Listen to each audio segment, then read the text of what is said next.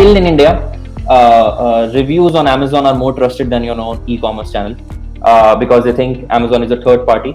You always need a third party validation kind of a stuff. So they believe that it's something really good. They believe that the operations, the shipping, all those stuff will be taken care by Amazon.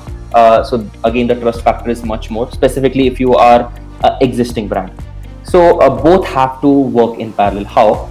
Let's take an example. You are on Amazon, and for first 6 months you're selling through Amazon. At times, what you can do flash sales on your own digital commerce. Through Amazon, you have touched people, you have made your first sale. They know your brand. They might start communicating with you on your social media platforms.